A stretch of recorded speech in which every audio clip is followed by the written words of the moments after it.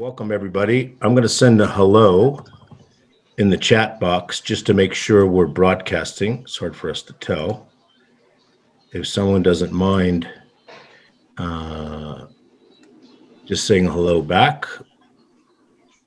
It takes a few minutes for the webinar to populate here. I'm going to do a little bit of Zoom housekeeping. I know that almost all of you have probably become Zoom aficionados, and bless Zoom for making it almost bulletproof so we all can use it. But we have a chat box and a Q&A. If you care to ask a question or two, please go ahead and send it along. We'll get to them, of course, depending on how many we get. And we also are recording this, so if you enjoy it, you'll enjoy Terry. I'm not sure you'll enjoy me. And we have Jeff on here too, which I have to talk to you about in a minute. But we'll be recording this and posting it on the Family Office Insights YouTube channel. So you're welcome to view it, fast forward it, share it with others, that sort of thing.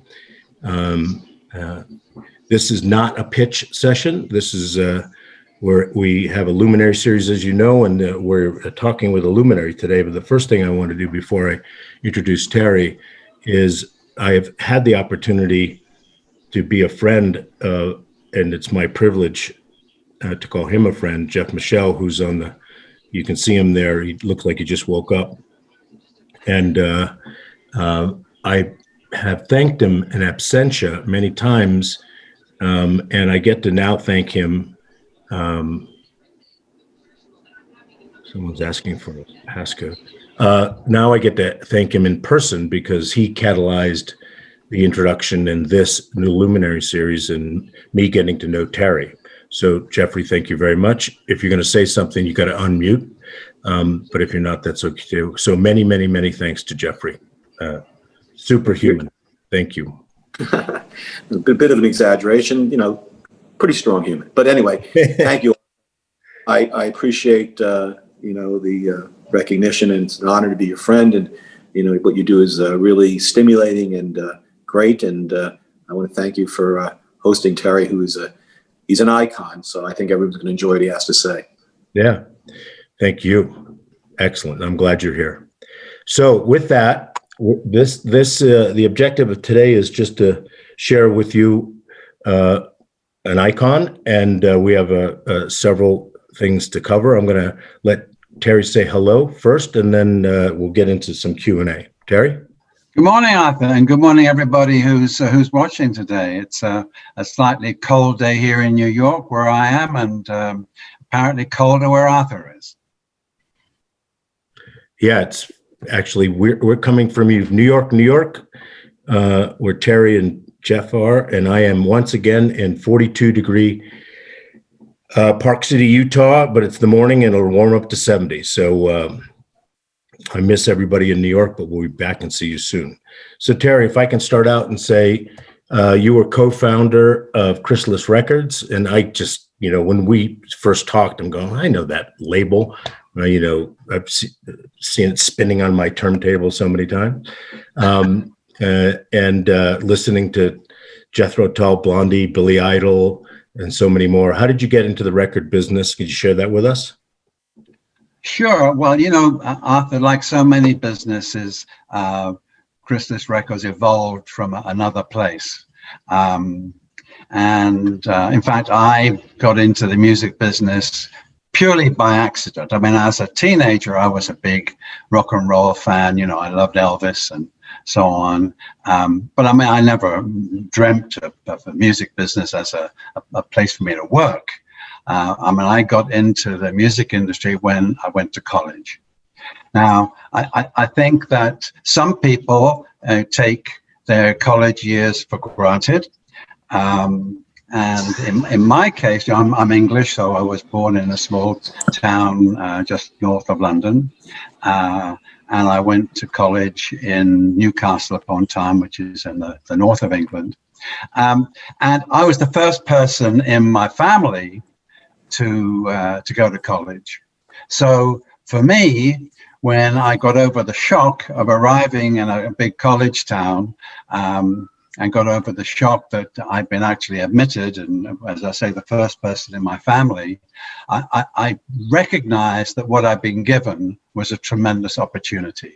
And I was determined that I was going to fully take advantage of the opportunity that had been handed to me. So I really wanted to take full advantage of my years at college. So I went to the president of the Students' Union, and I don't know what it's like in an American university, but in an English university, student life revolves around the Students' Union. So I went, which is run by students. So in the Students' Union, there are entertainment facilities, restaurants, bars, study rooms, libraries, everything that makes a student's life enjoyable and possible. So I went to the president of the Students' Union and I asked him to give me a job, and he didn't really understand what I meant. So I said, well, you know, I want to get the full college experience. So what I want to do is I want to participate in running the Students' Union. You know, I could do anything. I could reorganize the dining facilities. I could run the debating society, you know, anything, I just want to get involved and I want to help. So he said, well, actually, there's only one job that we have available. For some reason, now remember, this is 1963, which was the year of Beatlemania in the UK. And he said, you know, the students, the university, this is the University of Newcastle upon Tyne in the north of England. The students want us to bring pop groups into the Students' Union. And we have absolutely no idea how to do that. So if you want a job, that job's available. Are you interested? So I said, well, I have no idea how to do that either, but I asked for a job. You've given me a job. Let me see what I can do. So they gave me a small ballroom in the Students' Union, took about 400 people. And my job was to book a pop group in there every Saturday night. So I did my research. I found that there was a very popular local group called the Alan Price Rhythm and Blues Combo. And I found their manager, who was a local club owner, and I booked this band for the first 2 Saturday nights that I was in charge. And it went very, very well. They were fantastic, played all night. I think we paid them £20. And at the end of the second night they played for me, they announced that they were going to be leaving Newcastle the following day. They were going to go down to London and try for the big time, but they were going to change their name from the Alan Price Rhythm and Blues Combo to the Animals. So if you're familiar with that name, you'll know that the Animals went on to record House of the Rising Sun, which became a worldwide hit, and they became enormously successful. So for my first 2 Saturday nights I was in charge, I had the Animals playing for me, which was not a bad start. Not a bad start, and an iconic song. Generations, different ages, just when they hear that song, it resonates with everybody. It's like, well, it's a traditional song. Yeah. You know, they didn't write it; they arranged it, and as you say, it's become an iconic song through the years.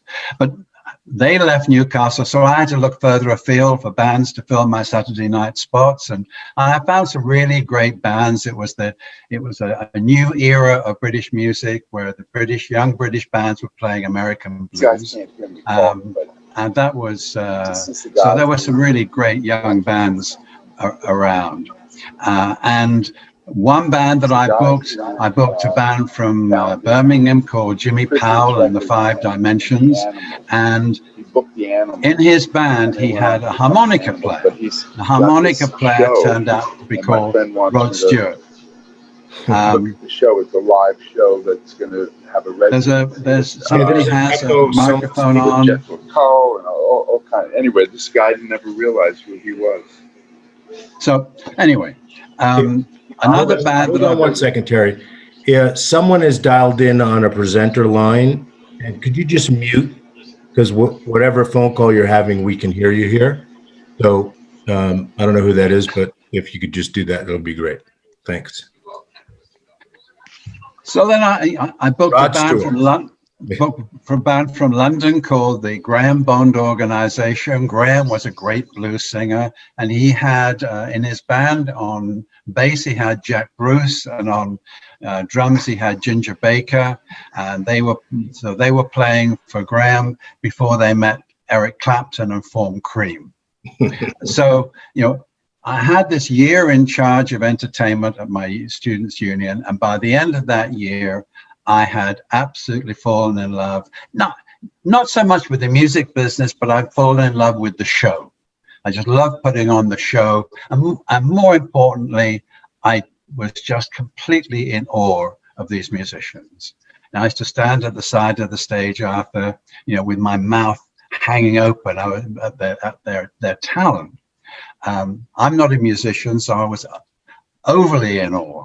And I just decided by the end of that year that was what I wanted to do. I wanted to work with these great musicians. I wanted to see if I could help them in some way. And that became a sort of driving force from then when I was in my early 20s right to today. The driving force for me is to work with great musicians and help them achieve the success that they would like to achieve. So when I graduated, I decided that I wanted to go into the music business. So how did I do that? I mean, at 22 years of age, you know, you're a student, I had no money. I just had this driving ambition that I wanted to get in the music business. But because I've been a successful student entrepreneur, if you like, I was offered in my vacation and my summer holiday the opportunity to work for a London agent. And my parents didn't think this was a very good idea. They could find something more useful for me to do in my summer holidays. But to me, this was a great opportunity. And, you know, Arthur, I really believe that life and business revolve very much around opportunities. And I think it's really, you know, and there are three things about opportunities. Number one, you have to put yourself in a position where opportunities present themselves. Number two, you have to recognize the opportunity when it presents itself. And number three, you have to take advantage of the opportunity when it presents itself. So I think that in my life, there have been a lot of opportunities that have presented themselves happily to me. And I think if you put yourself in a position where opportunities come along and you take advantage of them, you know, it's amazing what can happen. And you never know where it's going to lead you, but you just got to have the courage to take advantage of those opportunities. So I took that. I worked for a summer for a London agent and learned an awful lot about the inner workings of booking agencies. When I graduated, I had the idea that I was going to start my own booking agency, which was insane, absolutely insane. I'm just, you know, a product of a lot of youthful enthusiasm. How old were you then? 22. Yeah, you're still very, very young. That was very young. Very nervy of you. Well, you know, because I've been successful at the university, I got to know the animals manager very well.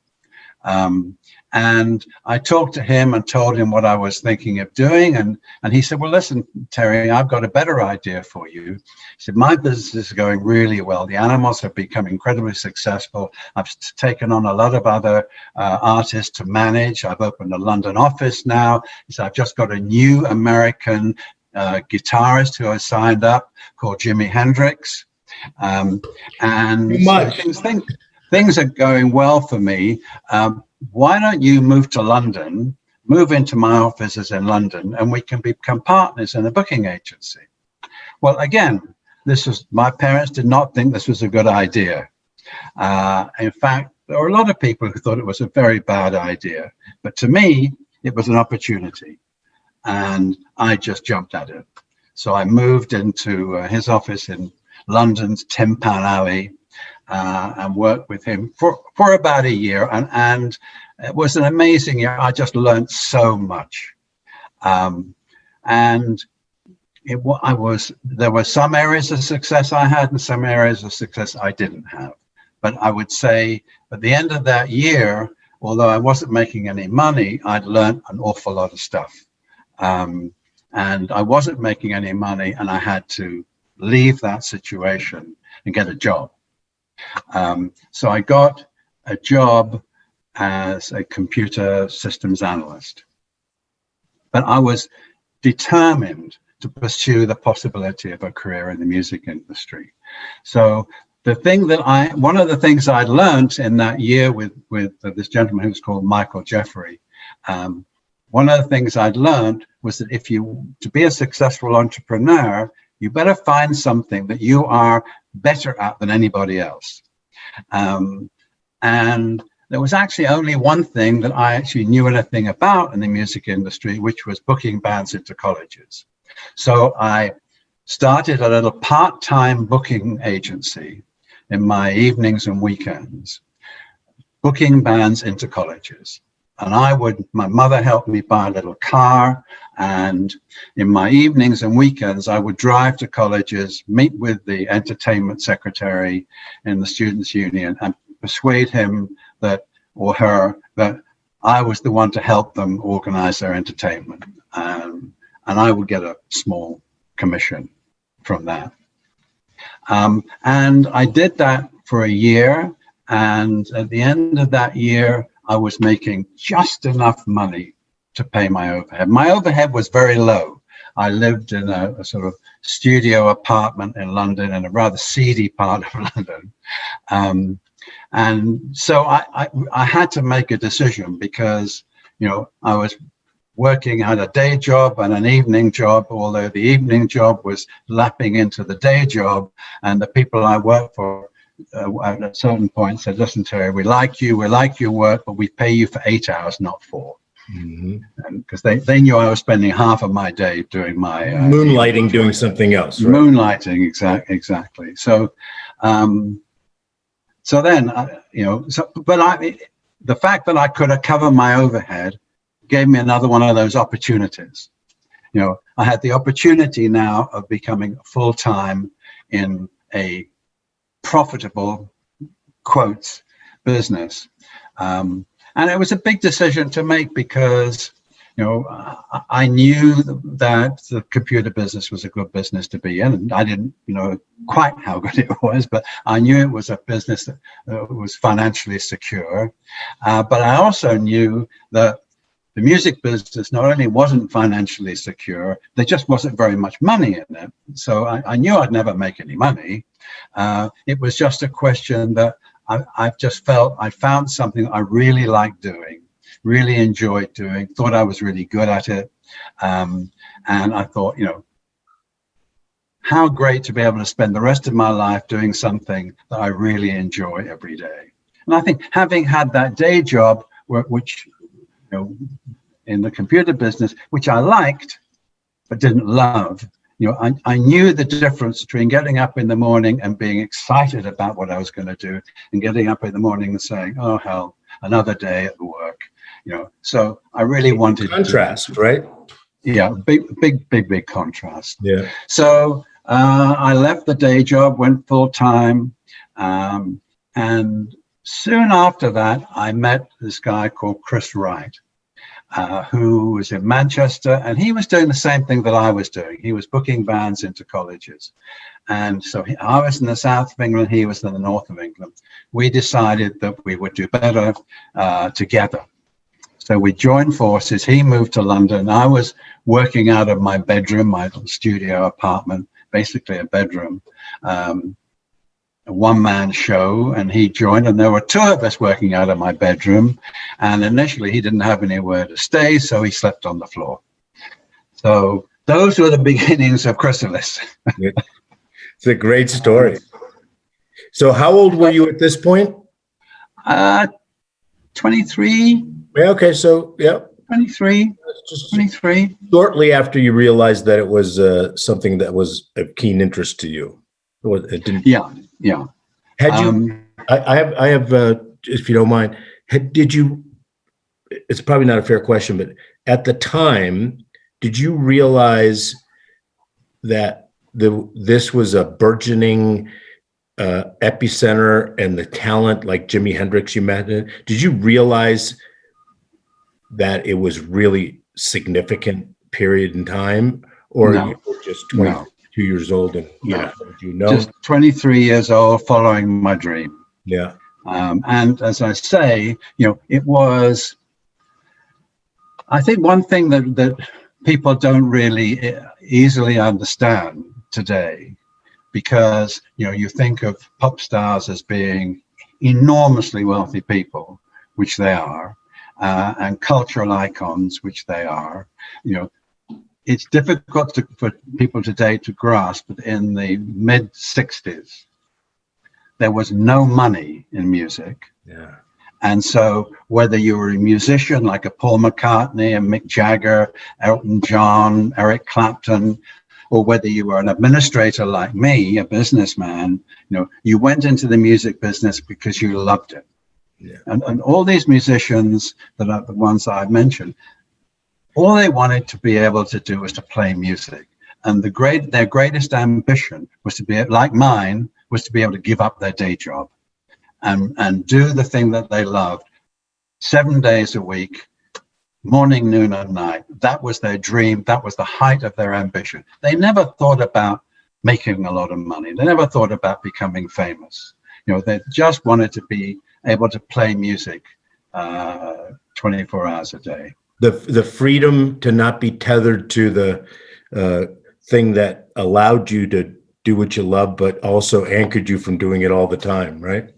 Exactly. Yeah. Exactly. It was a super. So is there a story you can share with us about one of the rock icons or two, and that you represented that you share with the group? Well, I have several. I could share with you. Okay, let's do it. One of the breakthroughs that my partner and I had, as I said, we at the point I was describing, we were two guys. Eventually we were able to move out of my bedroom and into a tiny little office in London, and we were booking bands into colleges. That was our business.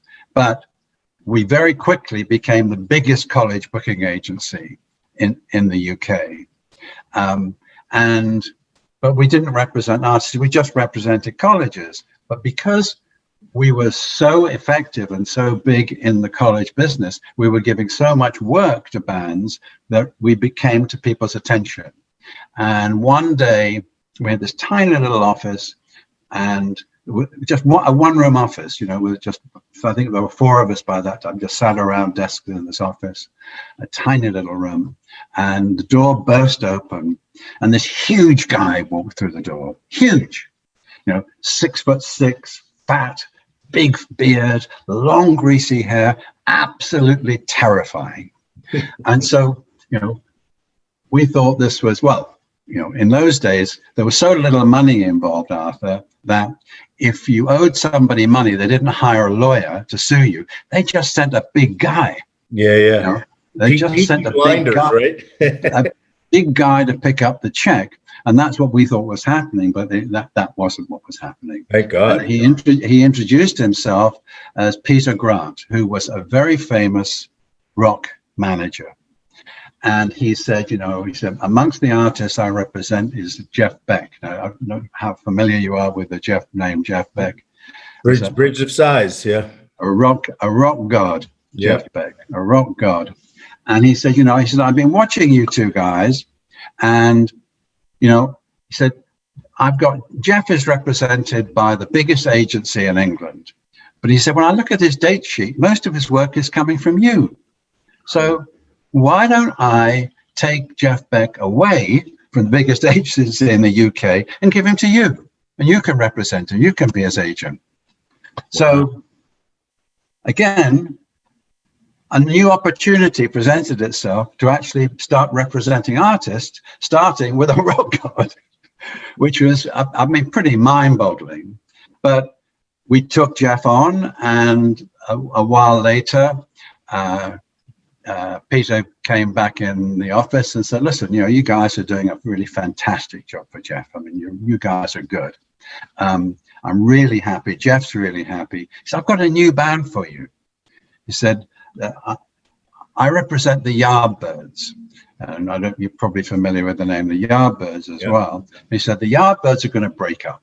They've done very well. They've all got different ambitions. They're going to stop performing. There's a new guitarist in the band, and he's new to touring. He wants to carry on touring. So he's going to form a brand new band, and he's made a deal with the old members of the Yardbirds to call his new band the New Yardbirds. And I want you to represent them. So we said, well, whoever you've got, Peter, we're on board. So we became the agents for the New Yardbirds. Peter took the band in the studio, made an album, took it to New York to Atlantic Records. They said, this is the best thing we've ever heard, but you've got to change that name. So they changed their name from the New Yardbirds to Led Zeppelin. Did you guys all hear that, right? I bet you know that. So, the New Yardbirds was Led Zeppelin. That's so insane. This is kind of mind-boggling. I mean, there we were two kids just out of college in this tiny little office, and all of a sudden we were the agents for the band that was about to become the biggest rock and roll band in the world. But that just led from from doing one thing, and then that presented other opportunities, and we took the other opportunities, and all of a sudden we were moving in a different direction. And so we grew the agency to become one of the biggest artist booking agents in the UK. Yeah. And we represented Yes and Roxy Music and Procol Harum and King Crimson and a whole list of T-Rex and a whole list of prominent bands at that time. But what we really wanted was, we wanted to have more involvement with the artists. I mean, I wanted to work with the artists. As an agent, you don't really work that much with the artists. But, because we were a big agency, we had a number of small bands that we represented, and a couple of those came to us and asked us if we'd become their managers. And again, it was another opportunity, and which we liked, because as a manager, you have much more involvement with the artist. So, and at this point, you're making money and everything's. We're making some money. Yeah, we're making some, not much. Actually, not much at all. But you can. But we're having fun, right? You can. Yeah, we're having fun. Yeah, exactly. We're getting up every day, and we're loving life. Yeah. We're living our dream. We're working in the music business. Things are going well. We're representing major names. It's people are talking about us. It's all exciting. We weren't making much money. Yeah. Having fun. That was the important part, right? Yeah. We're having fun, and we love what we were doing. So one of the bands that asked us to manage them, it was a little blues group, which featured strongly featured a singer. And the day that I first met this singer, he walked into the office, and he looked like a homeless guy.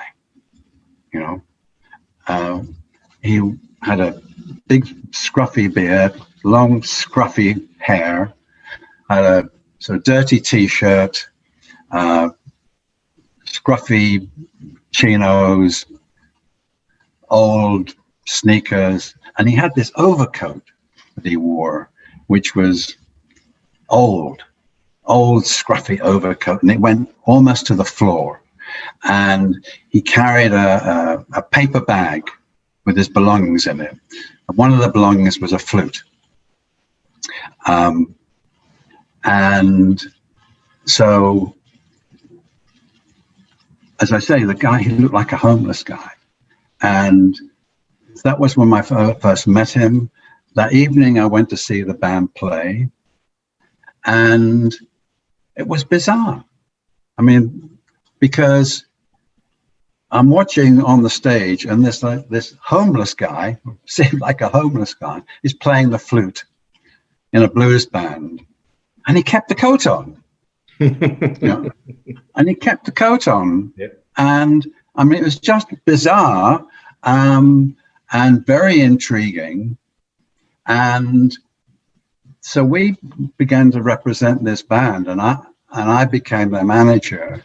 And the industry really thought they were odd. I mean, thought they were the antithesis of a pop group. This guy was the antithesis of a pop star, if you like. And most people thought it was a bit of a joke. I could see something, but I could see some future there. More importantly, when I went to see them play, I looked at the audience, and the audience loved them. And one of the things that I found, you always have to keep in mind, certainly in the music business, that there are lots of people who set themselves up as experts and judging talent and so on. The final and the ultimate arbiter of taste is the public. Yeah. Right? All that matters. Doesn't matter how much you like them. Yeah. If the public don't like them, you're finished. Yeah. Was the rest of the band as disheveled? I'm just curious. It's not that they were odd. Yeah, they were odd. They were odd. Not as disheveled as him. They were odd. And this was Jethro Tull. Yeah, amazing. This was Jethro Tull. You asked me if we had any money. Well, we had another band called 10 Years After, and we made a deal for them with Decca Records, who are a major record company in the UK. They were the Rolling Stones record company. And that was a bit of a disaster. We thought that they would know everything we didn't know, and we found actually that we knew more than they did. For one reason or another, the music business was changing then, and they had not moved with the times. So that relationship wasn't a good one. And so we were determined not to make that mistake again. And so we thought we'd sort of get into the music, into the record business ourselves, because the important thing for us was that we represented artists and they earned their living on stage. And for me, the music business is about musicians getting onto a stage and entertaining people. It's not about making records, it's about getting onto a stage. And at that time, say mid to late 60s, you wanted a record deal. We wanted record deals for our artists because the record was a marketing tool. Yeah. The record company was a marketing company. So if you got a record released, the record company will get it played on the radio. On the radio, yeah. You get your interviews in newspapers and magazines, and that was promotion. And the more promotion, the more exposure you got, the more people will come to the shows and the more money you'd make.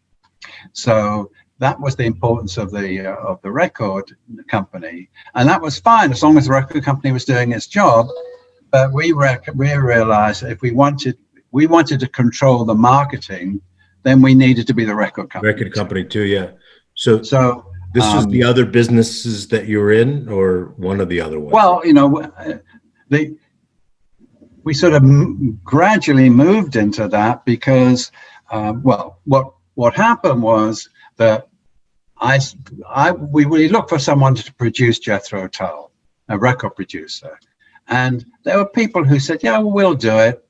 And I thought, well, no, we'll do it. It's not good enough. Mm-hmm. I wanted someone who was enthusiastic as I was. So I discussed it with my partner and I said, well, we can't find a producer who's enthusiastic enough, not enthusiastic enough for me. So he said, well, have you got any ideas? So I said, well, I'm enthusiastic, but I produce a record. He said, well, have you been in a recording studio? I said, no. He said, well, but I said, I'm enthusiastic. Yeah, right. So I said, well, listen, let me hire a studio for a few hours. and try it out. So I hired a very cheap recording studio for 4 hours, took the band in, we recorded 3 tracks, which we recorded, overdubbed, mixed in 3 hours, which is unheard of. Took the tracks back to my partner and said, what do you think? And he said, you know, it's pretty good. So I said, well, do you think I should finish the record, finish the album? And he said, yeah. He said, there's just one problem. I said, what's that? He said, we don't have any money. Yeah, right. Minor issue, right? Minor issue. So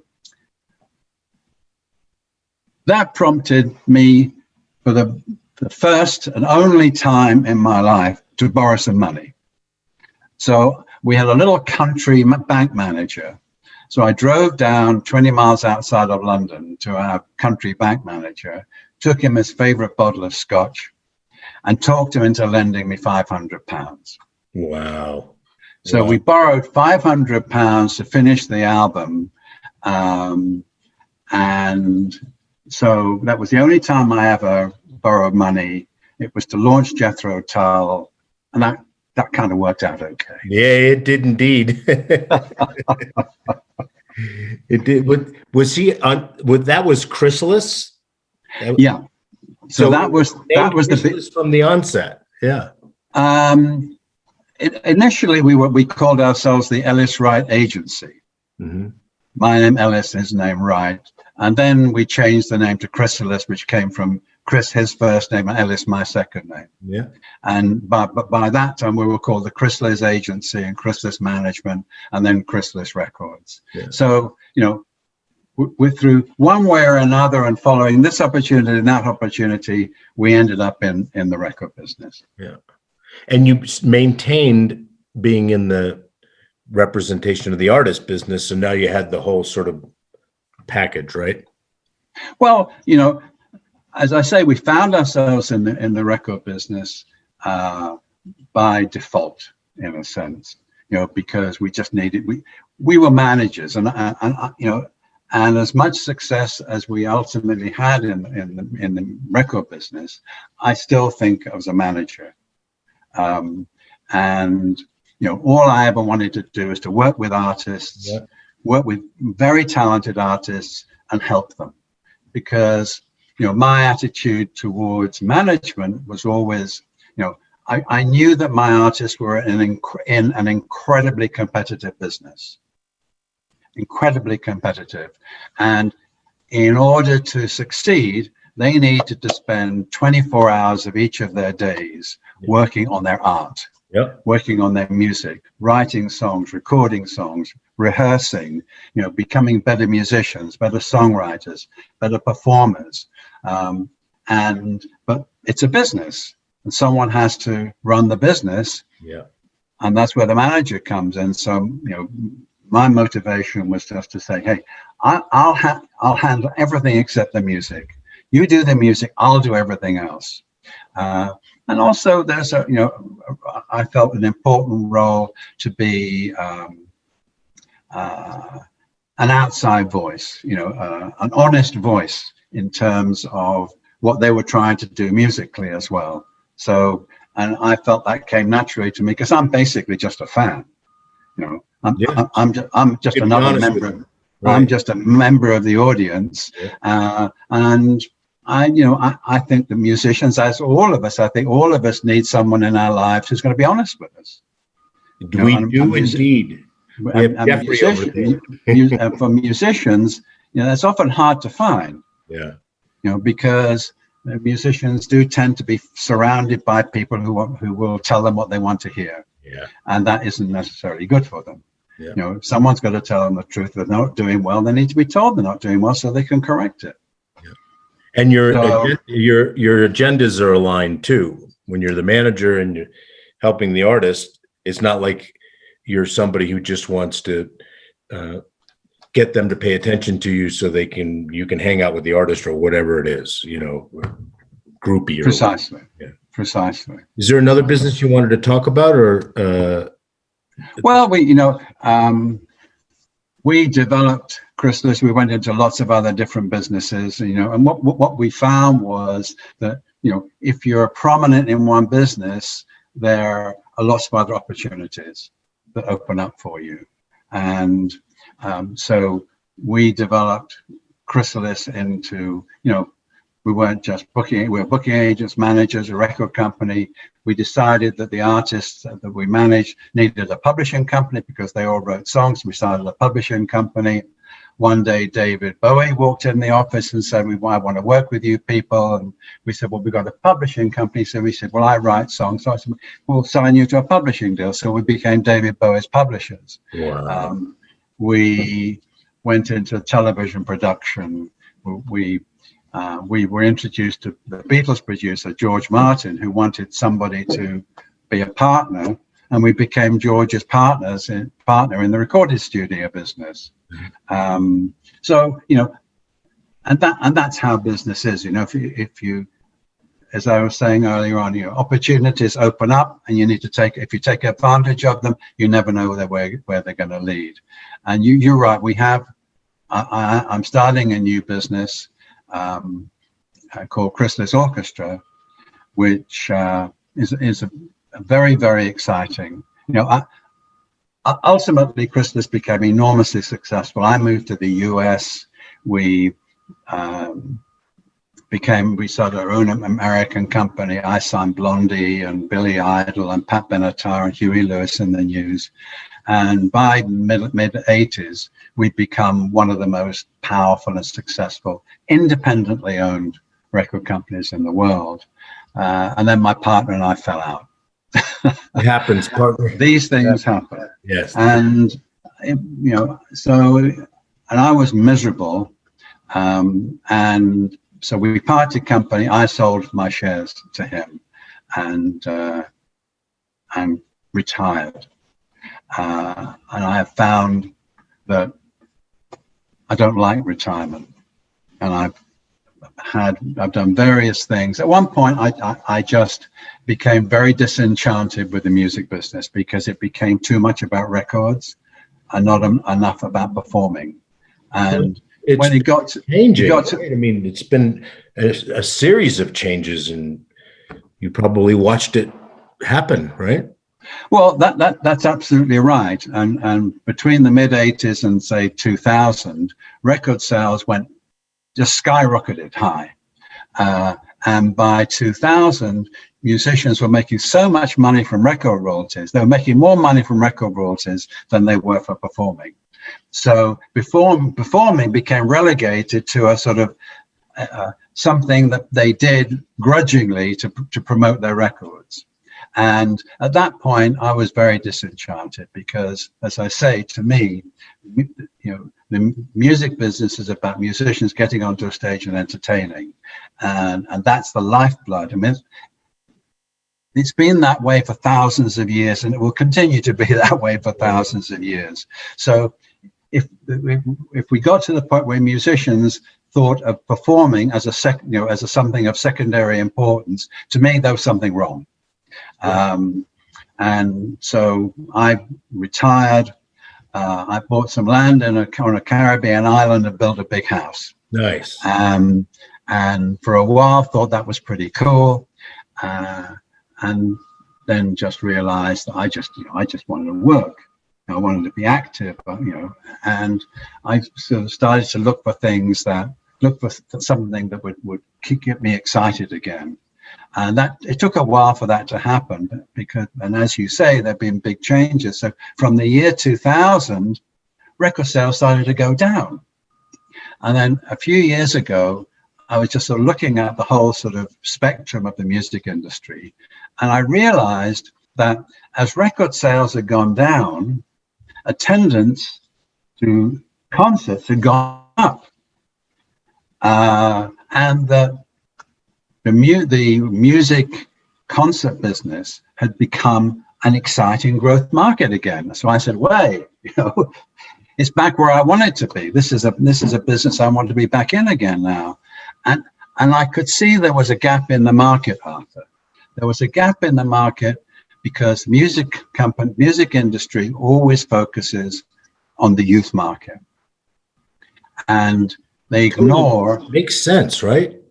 Well, makes sense to them, except that there's a huge market. There's a huge all ages market of people who love rock and roll music, but aren't particularly interested in going to see the new emerging rock bands, and aren't necessarily interested in going to a raucous event. So let me just interrupt one second, because I want to tell the audience that we're going to continue the treat, and you've agreed to tell us about the orchestra. And so I just want to make sure that they understand that this is something that you've agreed to talk about, and it's totally under the radar for the moment. So that this is a treat to them. Thank you for sharing it with us. If anybody wants to ask questions at this point, Arthur, I'd be happy to answer any. Do you want to talk a little bit more about Chrysalis, and then we have a few questions in the. Okay, the important thing about Chrysalis Orchestra, well, there are two important things. First of all, what I realized some years ago, I've done a certain amount of public speaking about the music business, and when I first started doing it, I looked at the people who were coming to see me, and I couldn't understand why they were so old. Right. Yeah. Right.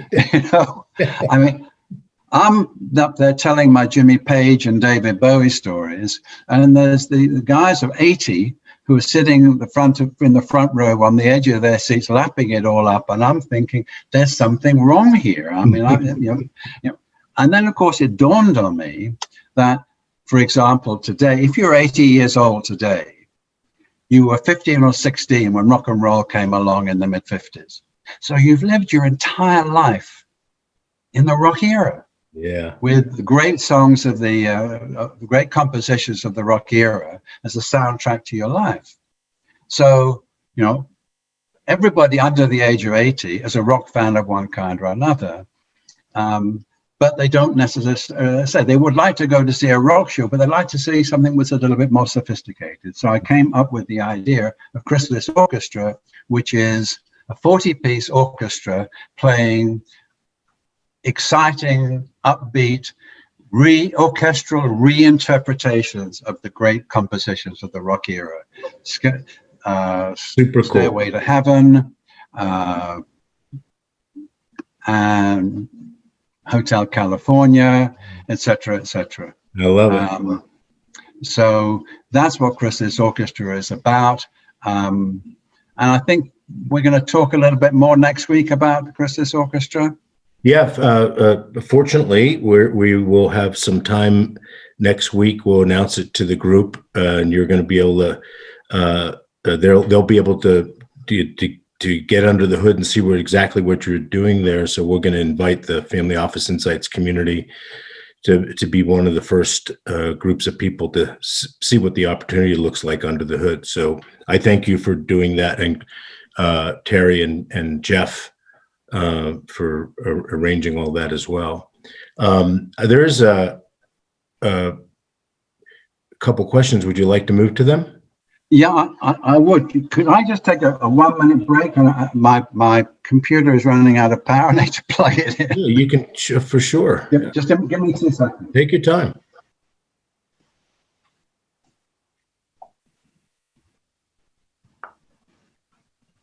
So thank you for everybody for being here. My friend John, he's so kind. Some of you may or may not be able to see the chat box, and I don't want to pat myself on the back, but my friend John Grismala says, Arthur, this is the best Zoom you've done. He says, loved every minute of it, and he had a scoot, so he's not on anymore. But thank you, John, very much.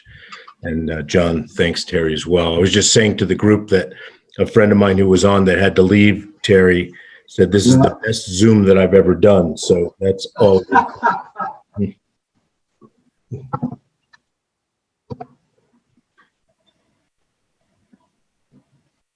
So that's right.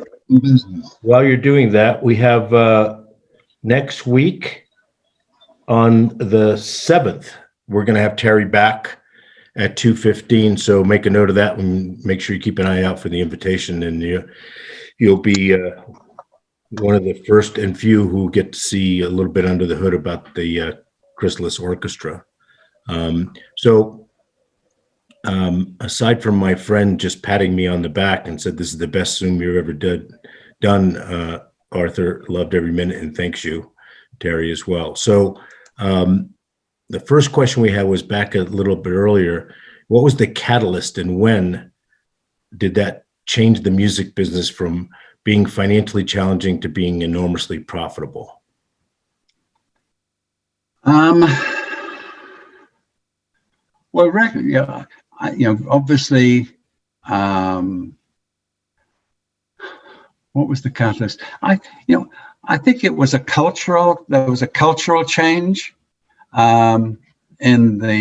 really through the 70s, where, during the 60s, the music industry changed from like the late 50s, early 60s was a period of basically pre-packaged pop. The record companies thought the record companies and the managers thought that they knew what the public wanted.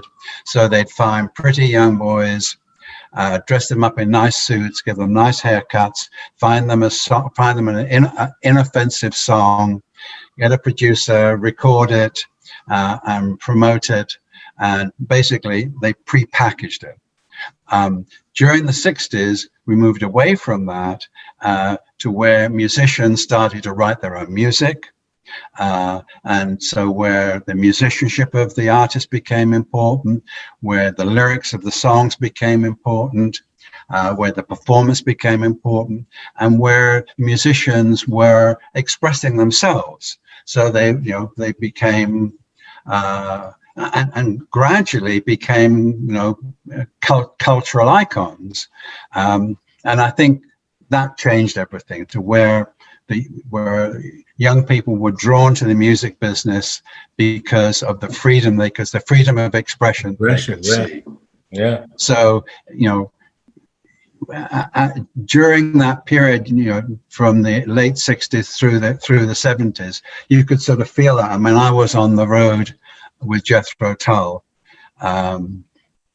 during that period. I was on the road for 10 years with Jethro Tull. Wow. Amazingly, we were building Chrysalis at the same time, so God knows where I found the hours. But when you're enthusiastic, you find the time. But you could feel that in the shows that you were going to. You could feel the energy in the audience, and you could feel the fact that the music was becoming important to people.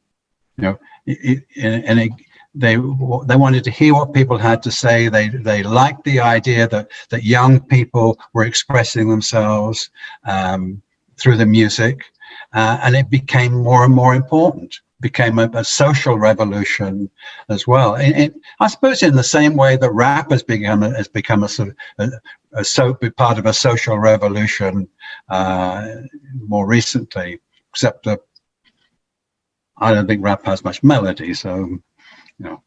I can't tell the difference between melody and harmony in a technical way, but I know what I like when I hear it. So I think I probably can agree with that.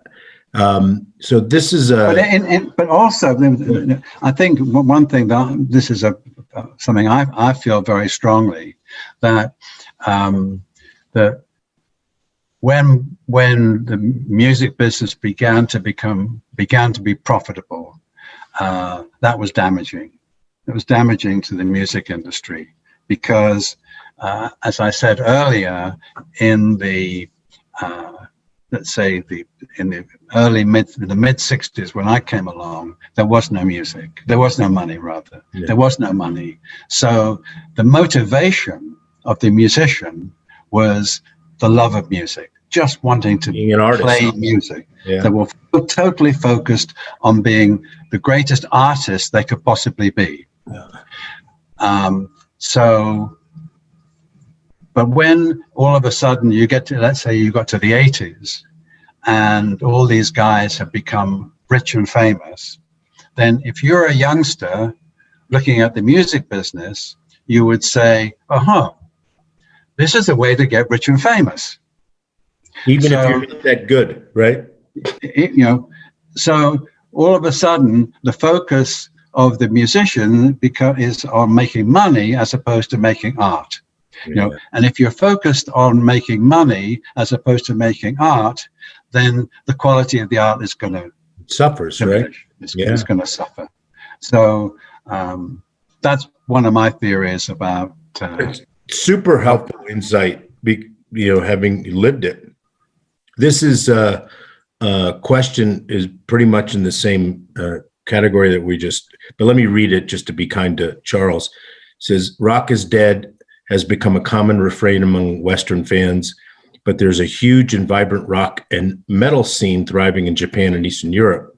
It is a source of frustration to many of us in the U.S. music industry, which apparently he is, determined, the U.S. and labels seem to be determined to avoid exposing us to any of that. We have to search around through dedicated YouTube communities to find these artists. What would it take to get the labels and the critics to pay attention? Like the Beatles, B-52, Saturday Night Live, is this sort of thing even possible? So I know that was a long question, and you can give it a short answer because we want to run out of time. But obviously somebody... to be absolutely honest with you, I just sort of run out of interest in today's music industry. I mean, I just don't find, I've found very, very few of the new artists that I find exciting. And so I can't find the justification for spending my time in examining what's going on in today's music industry.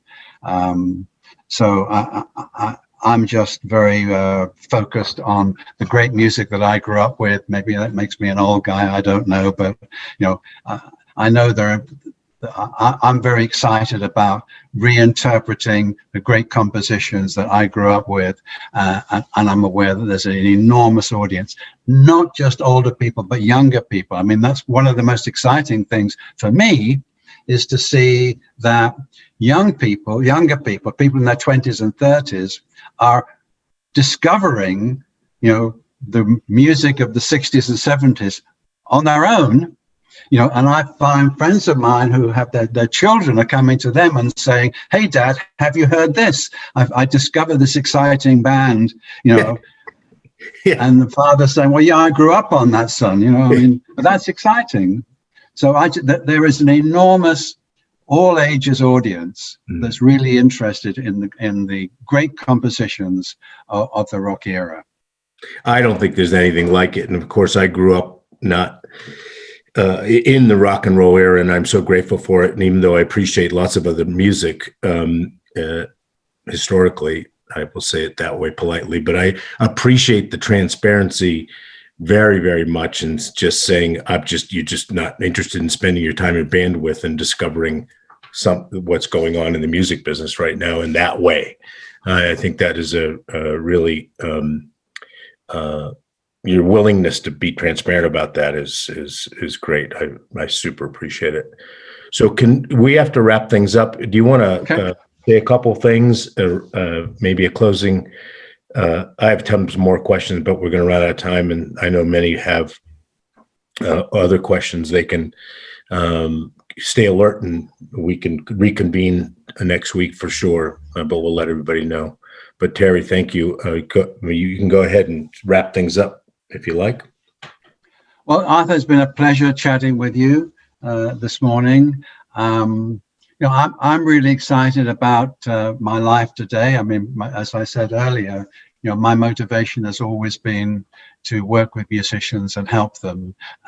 And one of the exciting things about Chrysalis Orchestra is that we're going to give opportunities for young classically trained musicians who also love rock and roll, to find a meaningful career through their involvement with Chrysalis Orchestra. And that's really, really exciting to me, to be able to help musicians. And it's a bit of a tragedy that, that the classical business is kind of dying, because they're very old-fashioned in the way they approach their businesses, and they won't change. And and it's a very elitist business, the classical music business. So what happens is young kids, when they're 6 or 7, discover they have an aptitude to play an instrument, and they take 1 million music lessons, and they have a dream of getting into a great music school, and ultimately they can achieve that if they're good enough, because you have to be really brilliant to get into a great music school. Yeah. They come out of that music school after 4 years of the most amazing education. They come out ready to go. They come out incredibly well-rounded, able to step into a symphony orchestra anywhere, but there's no work. There's no work. There's no work. Optimistic and with lots of talent, but nowhere to go, right? So so for every musician, for every 10 musicians who are graduating from music school, there's 1 job available. So what we're doing is creating a new orchestra, which is unheard of. And we're able to give employment to young musicians, but also a future, an exciting future, an opportunity to explore their dreams and do something meaningful with their careers, and that's very exciting. It is exciting. I hadn't really thought about that facet of it, and so I look forward to hearing more. If there's anybody here that is, you'll all be invited as you attended this, but if there's anybody you care for us to include in the invitation next week, just drop me a note and we'll make sure they get on the list. And Jeff, thank you for introducing me to Terry. Terry, that was just fascinating. And thank you for sharing those private stories with the Family Office Insights community and some of our friends here. And I really, really appreciate it. And I look forward to learning more next week. And we'll make sure everybody can be on that call as well. So we'll do it again. Thanks. Thanks. Chime in. Yeah, go ahead. Before you guys go, chime in real quickly. That was terrific. Thank you very much, Arthur and Terry. It's great sharing stories. I'll tell you that I'm so excited about what's happening with Terry and his vision. And I think, just the idea of a 40-piece instrumental orchestra playing classic rock songs will be so exciting, especially when the lights go back on, this COVID insanity ends. There's going to be such tremendous pent-up demand. So I'm so excited to be sitting in the first row at a lot of these concerts and watching, the great experience. And, we could hear more explicitly what we're doing with this company and how it's going to evolve. So again, thank you guys, and look forward to Tuesday. Thank you. And thank everybody for participating and sharing. The only thing you can't make more of, and that's your time. Thank you, Terry. Thank you, Jeff. Thank you, Arthur. Again. Bye-bye. Bye, guys. Bye.